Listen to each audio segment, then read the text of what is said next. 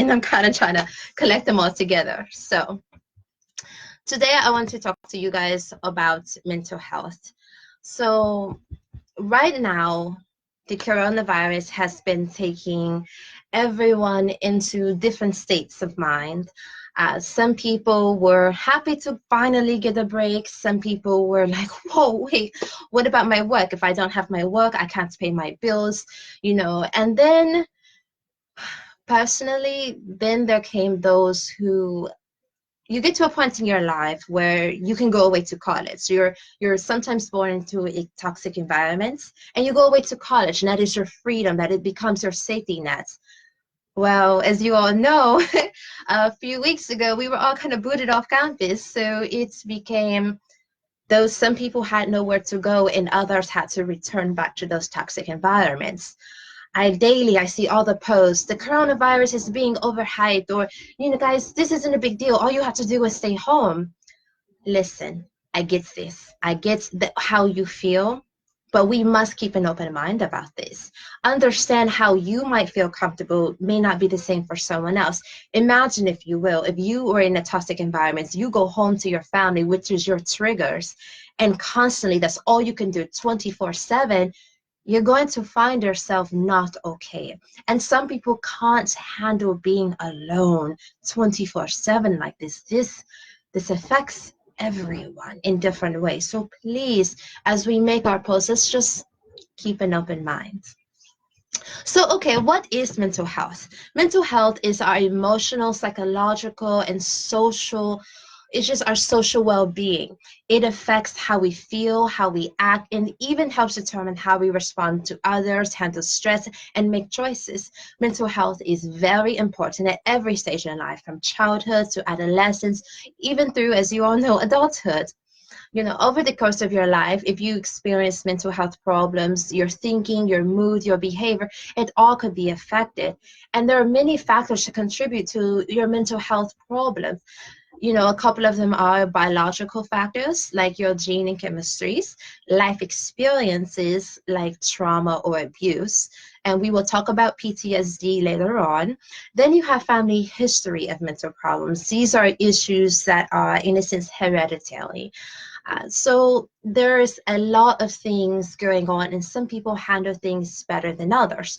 Personally, I will tell you, I used to be a person who would keep everything in a box. If I was angry, if I was sad, things I was going through, I would not tell anyone. I would just say, I'm fine. If you know Paradise, that is my phrase. I'm fine. It's fine. Whatever. It's cool. But it's not. And often it would be like a volcano. We all used to build the little volcanoes, right? So, you put the ingredients in and eventually everything erupts. Well, that's what happened to me is I was packing everything down in really tightly and eventually I erupted. It's not healthy. I do believe there is a time and place to handle certain things, but at the same time, we must be attentive and responsible for how we're feeling and how we allow others to affect us. With that being said, you are 100% responsible for how you treat others.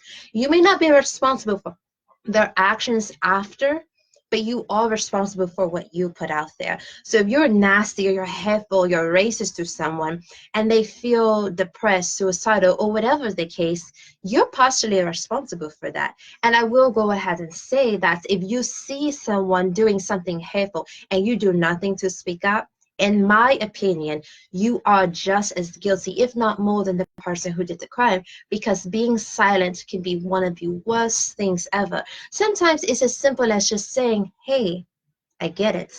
Even if you don't get it, you say, hey, that's okay, I'm here. You may not know how to fix the problem. You may not know where to even begin, but just be present, listen. Most people who are going through these things, they don't want to hear your feedback. They don't want you to fix their problems. They just want to know that someone understands and that they are not alone. Many of us go through our lives and we experience things that sometimes have a delayed reaction and how our bodies and our brains respond to them. That doesn't make you stronger or less strong. And again, Everything affects everyone differently. So we're going to talk about PTSD for a bit. So PTSD is post-traumatic stress disorder. It is a mental health condition that is triggered by a terrifying event. This situation could trigger someone into PTSD in their own respects, and you have got to respect that. Again, you do not get to dictate how someone else is affected by something, how someone else is feeling about something. These are personal for everyone. They can last a day or they can last decades. Just keep this in mind, guys. There are different causes for PTSD. Usually it's something extremely stressful, frightening, or just after a prolonged traumatic experience, a person kind of breaks down. This could be physical, mental, sexual, emotional abuse. It could be a symbol of someone bullying you in middle school and you've put it away for 20 years and one day it explodes. Yes, so during this segment, you guys are allowed to chime in if you have questions, comments. I will do my best to address them as we go through.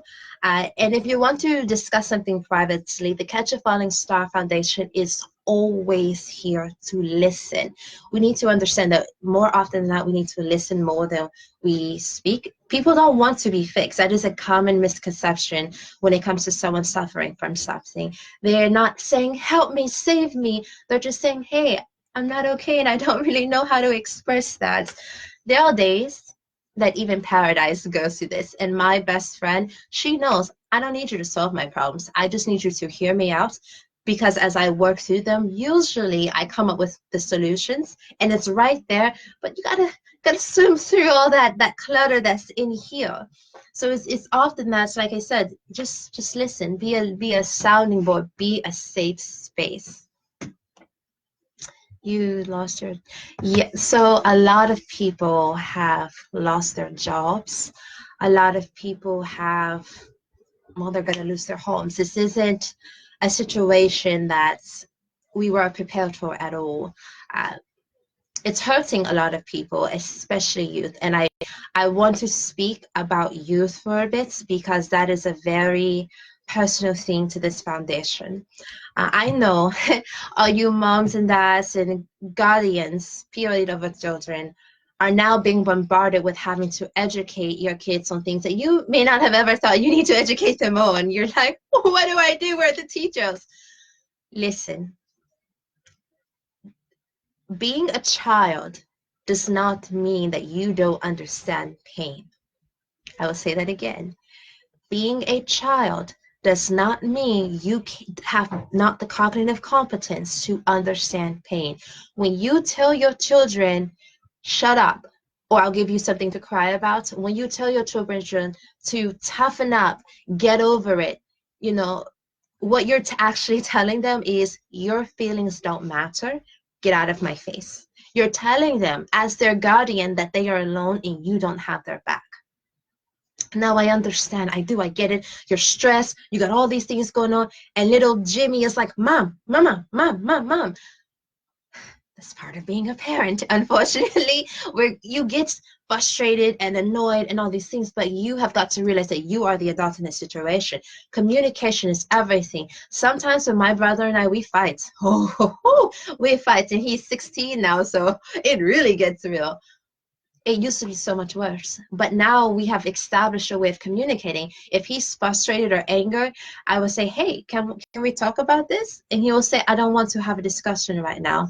Okay, we give each other space. It's okay for your child to need space. Separate rooms. Spouses, you know this. Separate, give each other space, and then come back and communicate. But parents, as your child comes to you and saying that they have a problem, please listen to them, because what you're teaching them now is what they're going to take 10, 20, 30 years down the road.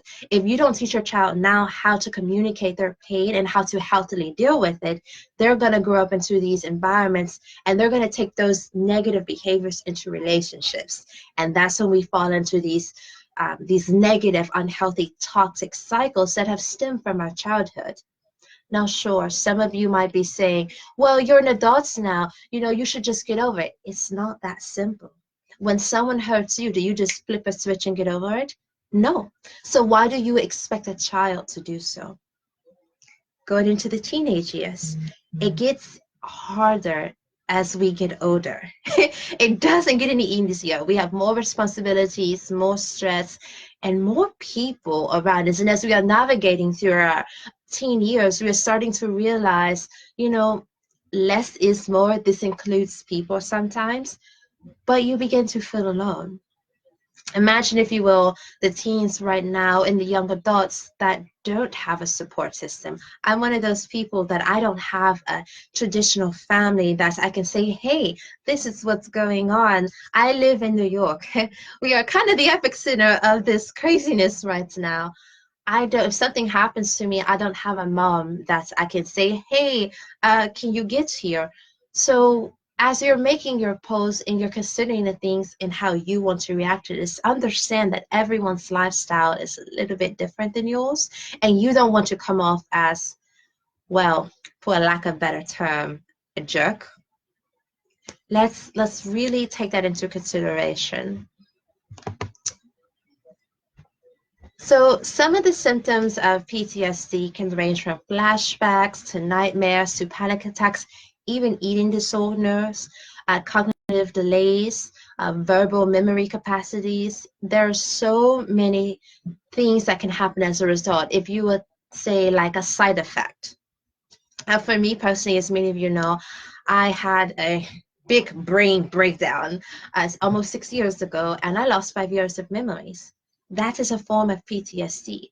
And it took a while for me to get comfortable with everyone. And there are still situations where I am just like, I don't want to be in that. I am not an introvert, but I'm not an extrovert either. I'm a little bit of both. And so sometimes I can be in environments where I see, hey, I'm okay 1 minute, and the next minute I'm like, gotta go my turtle shell. What is a turtle shell? A turtle shell, by a paradise definition, if you will, is just an internal this. Like, this is how I feel when I say I'm going to my turtle shell. Like, everything around me is making me feel like, yes, exactly. And so I had to mentally build a fort for me to deal with whatever I'm going to be dealing with that day. The reason that this segment is called Invisible Wounds, you don't always see signs. There are some people who have tics. Some people have physical signs where I one of the kids in my program, they pull their eyebrows and eyelashes out. It is a nervous tic for them when their anxiety kicks in. There are some people who, like, I used to bite my fingernails, not anymore, thankfully, but that is a nervous tic. When you tell someone, well, you look fine, you're negating, you're dismissing what they may have gone through, and that's 100% unacceptable.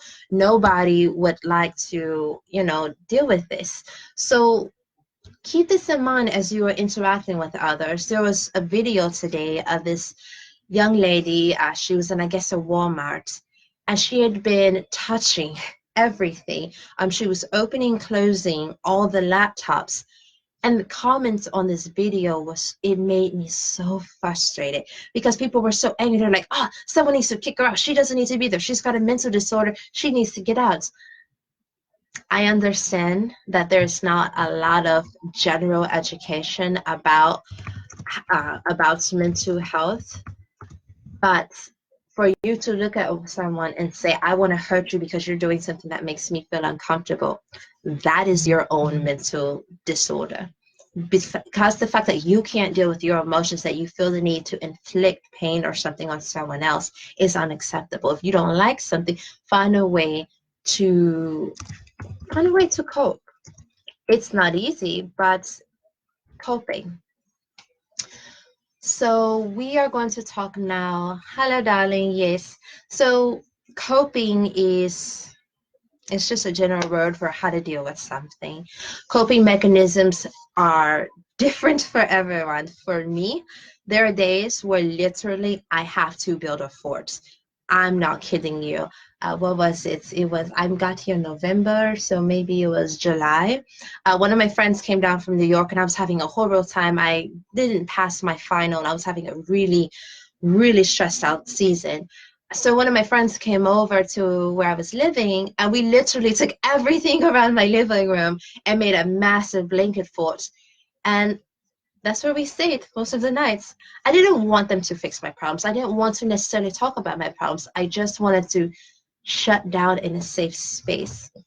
Now, I know many people don't like the phrase safe space because it makes people feel less than, strong or something, as if it makes them weak. But a safe space is literally a place, mentally or physically, that you can just I used to argue. I used to always be defensive mode when like someone came at me, it was like, gotta go.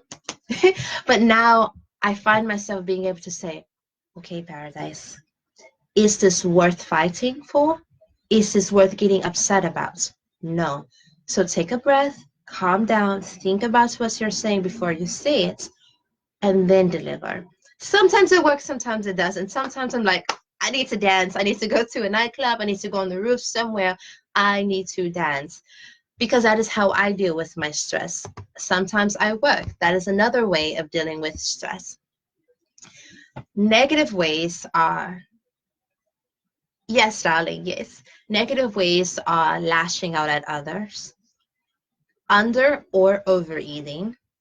Right now, I know a lot of us are doing nothing but eating, myself included. It's like all I do is nap and eat in cold all day. And I realized a couple of days ago, I said, I'm not hungry. I'm bored.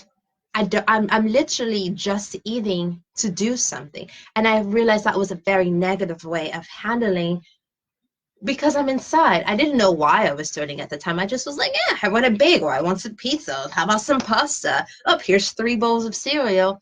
But for what? My body didn't need nutrients. I wasn't really hungry. I was just snacking. And I realized I'm not dealing with being locked in, okay, in a healthy manner. There's nothing I can do about being locked in. It's out of my control. So to break down about it does not help. But finding healthy coping skills did. I started doing yoga. Well, we found out Paradise isn't great at yoga and it takes, I don't know, it's just not my thing. So I started writing again. Writing helps. I started playing my piano and guitar, and that helps too. And then I started walking up and down the stairs because I realized I just need to go into a different space, and that helps. What you have to realize is you have to identify when you're doing something negative and find a positive way to overcome that. For me, I just had to divert my triggers. I'm more aware of myself now, so I know when I'm doing something unhealthy. Whereas in the past, I would just make excuses. Usually, it's oh, I have insomnia. No, you don't have insomnia. You're stressed out, and that is why you're staying awake. So find the root of the problem to reach the solution so you can move forward. So eating healthy is a great way to balance yourself. Getting enough sleep is extremely important. Exercise, but those are the general basics. We kind of know all these things, and if they were easy, we just do them. Yes, absolutely. I'm gonna move this here so I can see you. Can feel everyone's, but you can't take. Absolutely. So finding what works for you. I know there's a huge book of, hey, this is how you deal with this. It's okay if that doesn't work for you. Again, it's okay if you're not okay. There are days where Paradise is like, woo! And I'll tell you, 6 hours ago, I was literally wrapped up in my blankets. I was eating some grits and cheese, and I was just like, I don't want to do anything today. I woke up in a weird mood. That's okay. That's okay. As long as you can address it to yourself and say, am I handling this healthy? If not, do something about that. If so, okay, and understand that you don't always have to be doing something. That's one of my biggest flaws is I used to believe that I always had to be doing something, traveling, working. I felt like if I wasn't working, I wasn't accomplishing something. I was being less than, and that is a huge problem right now because a lot of us are stuck inside. Many people cannot work from home. I am blessed to be able to do that, but I've met so many people that are like, I don't know what I'm going to do, guys. And I tell them, read a book, watch some TV. There's a post going around right now that says if after this pandemic is over, if you haven't come out with a new skill or something that, you're lazy, is essentially what the post is saying. F that post. I'm trying not to curse, but F that post and forget whoever decided to cast that opinion on all of you guys and make you feel small because you don't always have to be doing something. Sometimes this break is exactly what you need to reset. This is a unique opportunity for you to, if you can work from home, to work on projects that you don't normally get a chance to. But also, this is a huge opportunity for you to just say, ugh, to the rest of the world. Now, yes, if you have children, that's a little bit more difficult. But keep in mind, this is still a time that you can use usefully. Now, parents, especially moms, you guys have the habit of doing everything for everyone and you take little to no time to yourselves. I have this habit. I know tons of the moms whose kids are in my program, they have this habit. I'm going to say something to you that you may not like. Take time for yourself. You're destroying yourself. You're destroying your family and you're destroying your future by constantly go, go, go, go, go. It doesn't help anyone if you have yourself in such a wound up state that as soon as something happens, you lose all control. It doesn't help. If all you do is take 10 minutes first thing in the morning before you talk to your spouse or your significant other, before you deal with the animals, before you deal with your children and what, give yourself 10 minutes. Tell the whole world, back off. If you have to go in the bathroom, the closet, whatever you need to do, take 10 minutes and just deal with yourself. Before you go to bed, give yourself another 10 minutes to deal with yourself. I get it. That's difficult. You're tired. Sometimes you just crash out. Do not give yourself any type of excuse as to why you can't make sure that your mental capacity and your emotional capacity are at their best. Sometimes you have to be hard on yourself the way you are with others because how would you like it if your child was go, go, go, and then they're spun out, they're overwhelmed, they're overworked, they have nothing left inside because they just go, go, go, go, go. What would you tell them? Use that advice. Ah! I'm falling over. So I have no butt, so I have to sit on a pillow because the chair hurts. I've always told my son he can feel however he wants, but you can't take it out on others or himself. He can't camp out there. Absolutely, absolutely, absolutely. There is no better way of saying that. When you are going through something, I believe there is a time and place for everything. However, do not stay where it hurts. Sometimes it feels like you're swimming through like a tar or sludge or something, and you can feel like you're drowning in it. It's okay to take a moment and say, you know what? I'm not okay. None of this is okay. But don't stay there because what happens when you stay still, you become stagnant and it all piles up even more. It's just like a plant. If you leave something in one spot, it begins to root. You don't want to gain the roots in your pain. And that's so often with what we do is we just say, you know what? I'm not going to deal with it. Maybe if I ignore it, it'll go away. That is the worst thing ever. I'll tell you, I used to be one of those people, it's fine. Like I said, it's fine, but it's not fine because while you're running away or you're getting over it, it's trailing right behind you. So I want you to take time with whatever you're going through, get through it. Not over it, but through it. And it's, like I said, it's different for everyone. It takes time, and you are no one to judge or choose how someone else has to deal with their pain, their suffering, or anything like this. Yes, absolutely. Yes, yes. So school, that is a big thing right now. I'm okay doing the online thing. However, I will admit that I learn better when I'm in front of someone, when I can talk to someone, when I can bounce ideas off of someone. Absolutely. Let's not make fun of the kids who are kind of upset that we're not on campus anymore, because their brains are set to work a certain way. And when you tell them, well, you're making a big deal out of nothing, again, you're dismissing their feelings. Some people have to be in a certain environment to work things out. But I will tell you guys, as someone who does work better physically in front of someone, let's aim to adapt. We have no idea how long this virus is, and we just got extended another 30 days. So let's work on adapting to the circumstances. That is one of the best ways to not let your pain and trauma or whatever you're going through pull you down, is when you can adapt. Uh, if you need to write down a schedule every day, do so. If you need someone, for me, I have to have someone to bounce ideas off of. So I have a group of friends and peers that when I have a paper and essay to write, I'm like, hey, do you feel like reading this so we can discuss this? And, before my paper is due, I've already brainstormed and worked it through. There are multiple ways for you to get through this. You can and you will get through this. It's going to be okay. It's just going to be a bit difficult. I've told him he's aspiring message is suicide attempt. Okay, so yes, let's talk about suicide. That's the big thing. Give me a second, because one of my devices are trying to die on me already. So suicide, this is a very tricky subject. Not everyone feels the same about it, obviously. We're just gonna put you there. Everyone has their own opinion about suicide. I cannot tell you how to feel about this, but I can tell you how I feel. I personally do not believe that we have the right to tell someone what they want to do with their lives.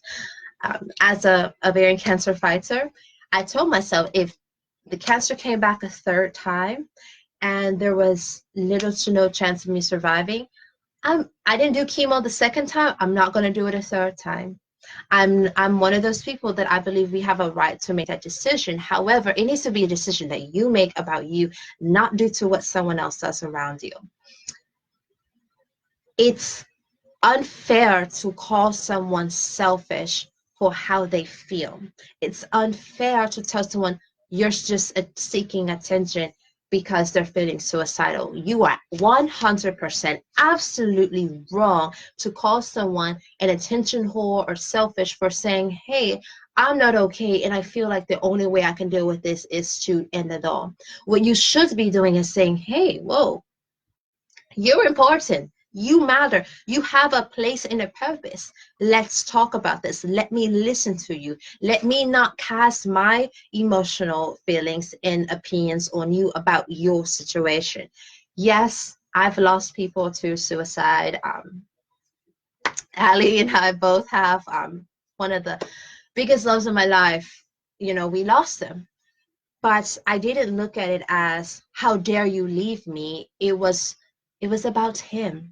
It wasn't about me. And how dare I make something so personal about me? And that's what I'm saying to you all. It is unfair and unacceptable for you to make someone else's pain about you.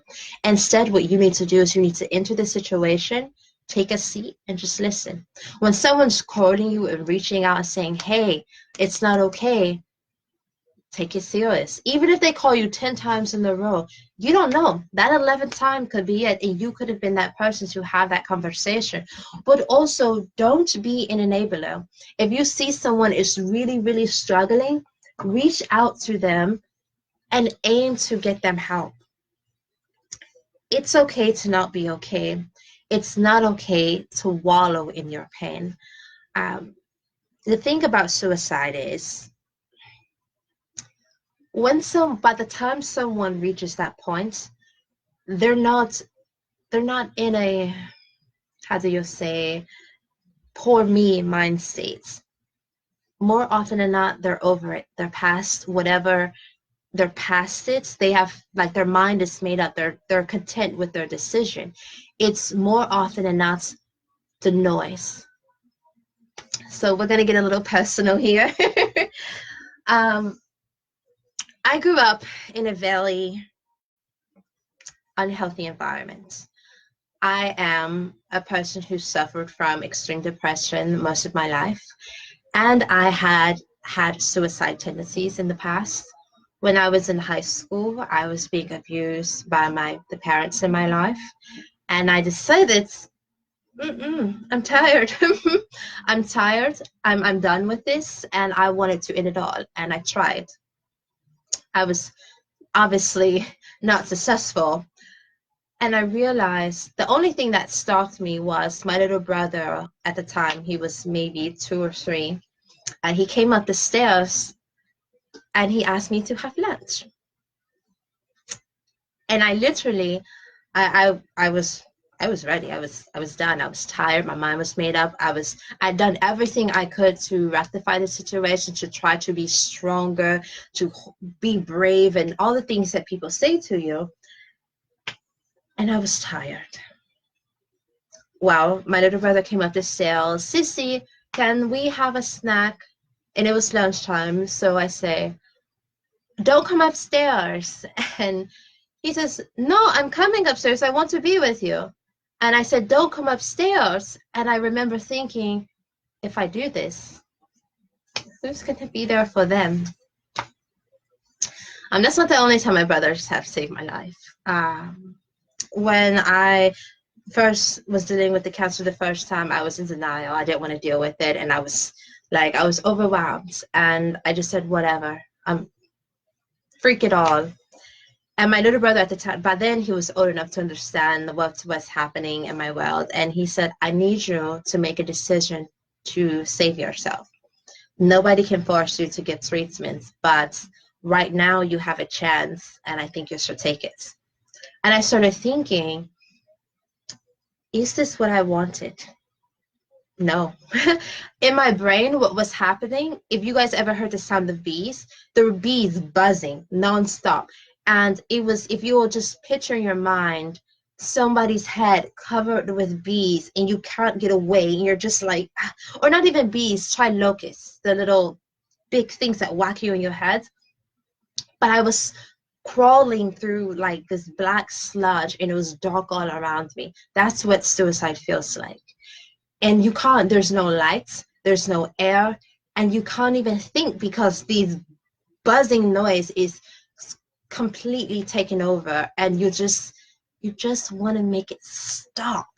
That's it. You want to make it stop. Sure, there are grounding techniques where people say, take a breath, count backwards from 10, identify 5 things that evoke emotion, 5 things you can smell, 5 things you can touch. I did that. That didn't help. It didn't help at all. I was overwhelmed. I was stressed to my limits, and I was tired, and I was done. In situations like this, you tend to have a moment of, is this it? Is this all that this can be? And you question yourself, is this a decision I'm going to make? And it's not about your family. It's not about your friends. It's not about the people that hurt you. You ask yourself, is there no way for me to silence the world other than this? And if you have, in my situation, there was. I said, I need to leave. If I left, yeah, because that was the only thing I hadn't tried. I hadn't left. I was responsible for my siblings and protecting them, so I hadn't left. So I did. I left, and I started realizing that my environment was the problem. And I chose to remain in that environment, so that made me the problem. I had to make a choice then to save my life.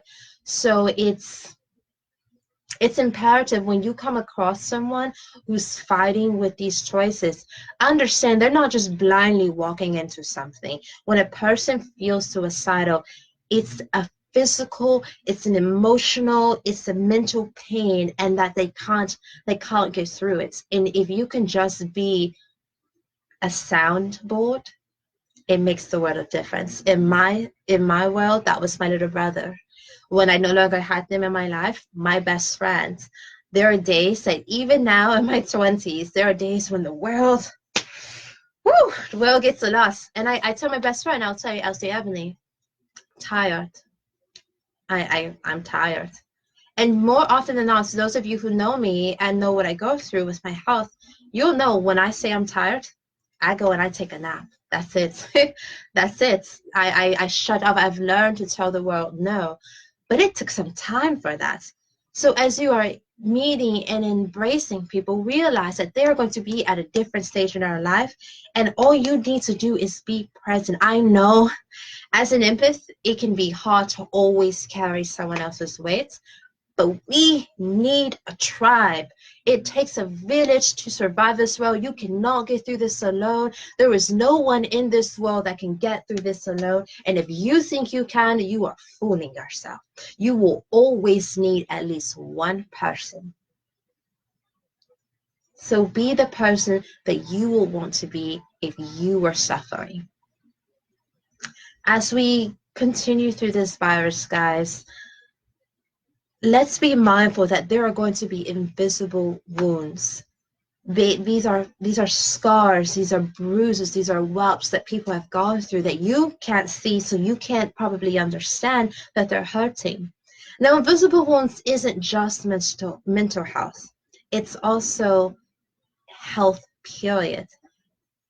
I'm fighting cancer. I've been fighting cancer for a long time now. I have a bad heart. I have a half lung. I've got a lot of stuff going on with Paradise.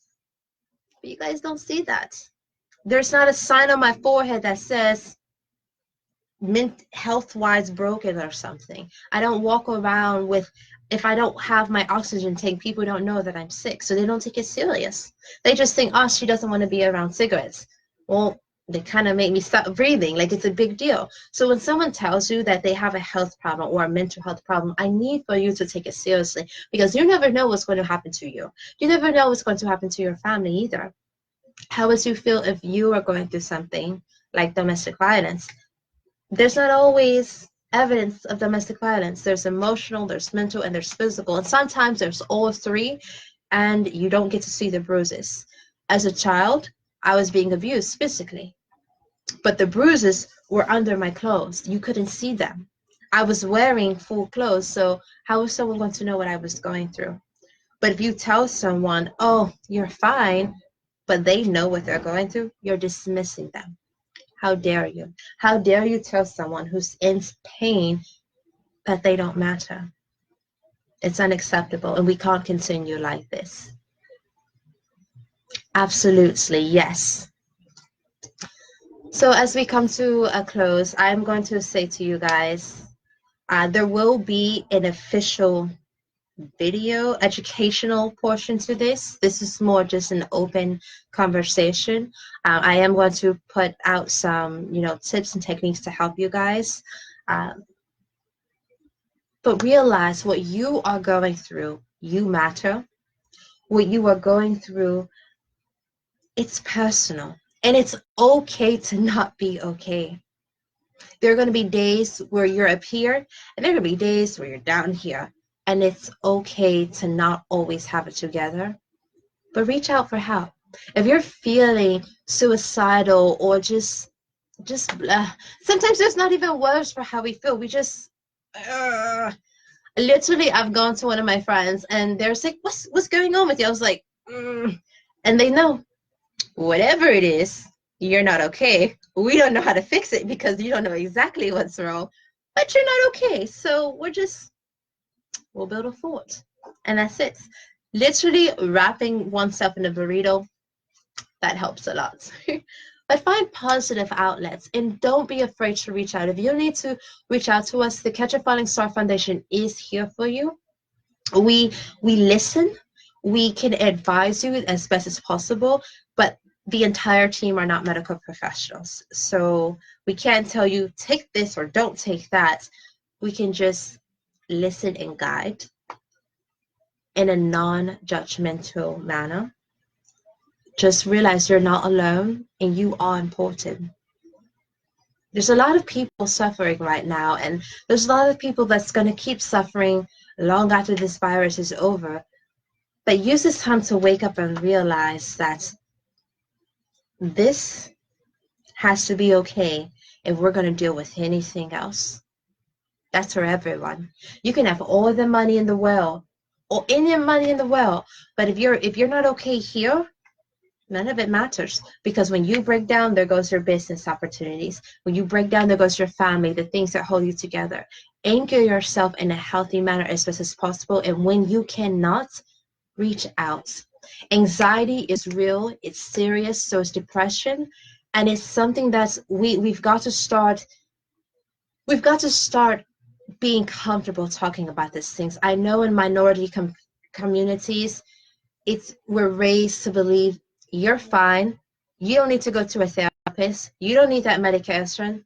This is BS. It's wrong, and we can't continue like this. Trauma, it can be generational, just like income and wealth. You guys heard me earlier say that some of the triggers for PTSD and mental health stems from childhood, or it can come from your family's mental health history. If your mom was not the type to get help, it's likely that you're going to have some of those similar traits. Cut the cord, be the change, start something different. I know it's difficult. Nobody wants to go to a shrink or a doctor and talk to them about their problems, but you've got to, guys. You need to. It's okay to feel down, but it's not okay to stay there. And it's not okay to use your pain to lash out at others. If you're in a domestic violent relationship and then you get into another relationship down the line, don't take that pain from that last relationship to the future one. You're not doing anything but hurting that next person, and then they're going to take that pain, and it's going to be a very negative cycle. So you've got to choose how to do this. Hi, Neil. Yes. You've got to choose what life you want and how you want to continue forward. Mental health is something that it's not easy. It's not easy to deal with. It's not easy to discuss, but you are not alone. I don't know how much I can express it to you guys. You are not alone. And there are people that there are some people in your life that just want to know, what's going on just for the sake of drama. But there's a lot of people who care about you. Believe it or not, you have people who watch you, who don't speak. They just watch and they pay attention, and they're constantly praying for you. They're constantly sending you good vibes and energy. You're not alone. We are all going through something. We are all feeling some kind of way. And ways for you to combat situations like this, the number one thing is realizing that you're not broken. You're not some freak that is going to go through life alone. I know a lot of people, now that everyone's at home, will briefly talk about the LGBTQIA community. I know that was a mouthful, wasn't it? There's a lot of people who found their networks away from home. They found their safe spaces where they can authentically be themselves. And now those people have to be at home. Now those people have to be in environments that tell them you're not allowed to be you. And it's devastating. To those of you who are transitioning or working through your personal endeavors, unapologetically be yourself.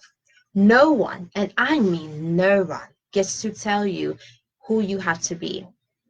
I know I have some people in my program that are transitioning, and there are some people in my program that uses them, they. And when they went home, they were triggered because their parents and their family members were like, no, you're a girl, or you're a boy, or you're him or she. And they're saying, oh, why can't I just be me? What is so wrong? There is nothing wrong with you, darling. There is nothing at all wrong with you. If someone can't respect what you're going through and your position, it is something that is within them, inherently within them. Do not allow them to cast it on you, and do not allow yourself to go to a mental negative state because someone else can't be open-minded. I know it's hard. Yesterday, we had a kid This is one of the reasons why we're not doing the spa thing today. Yesterday we had the kids call us, and they were literally ready to just end it all. They they transitioned and they were at school. They were at a boarding school at the time, and the kid said, "Miss Paradise, I can't do this anymore. And you said if I need help to reach out, but now you're on the other side of the world." Usually they're here with us up in New England, and I said, "What's going on?" And all they could do was just cry. And I could feel it. I could feel what they were going through. And I said, "Are you somewhere safe?" And they said, "Physically, yes. Mentally and emotionally, no." And I talked with them. I asked them what was going on. And it turned out that their father, they had transitioned to a female. And their father had took all the female clothes from their luggage, burned them, and forced them to watch. When I heard this, I wanted to get on the plane and go. I was like, no, I need to go protect, my kids, my program. But obviously that's not possible. So we were able to get them some help and reach out to other networks to get them into a safer place. But when you guys on Facebook say it's not a big deal that you're at home, you're telling that kid, you're overreacting. Just deal with it.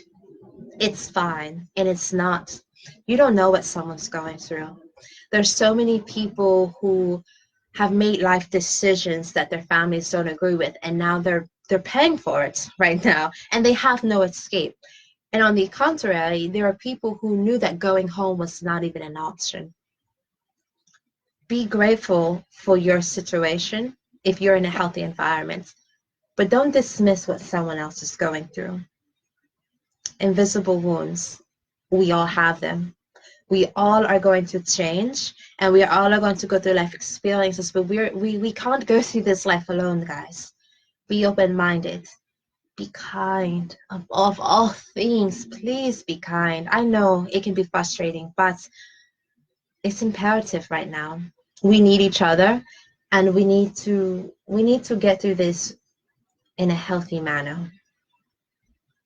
So I'm going to let you all go. Thank you for joining in today. As I said, if any of you are going through a tough time, whether it's I can't get my work done, or I'm stuck in environments that I can't mentally handle, it's okay that you feel the way you feel. You're not broken.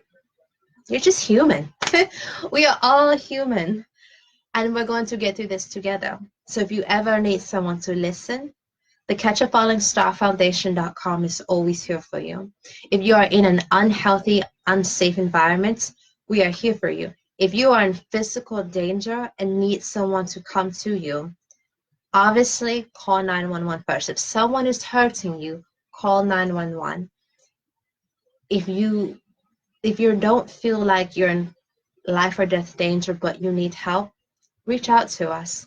Our hotline is open 24/7. Our website, you can email, you can write to us anonymously. We're here, guys. We're going to do this together. We're going to get through all this. And when all this is over, we're going to be stronger because of it.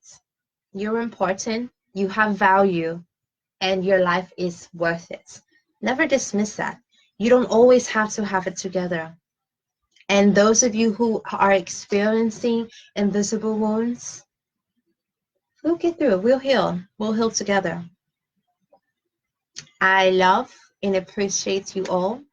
Remember, be kind to others and to yourself. Et tu te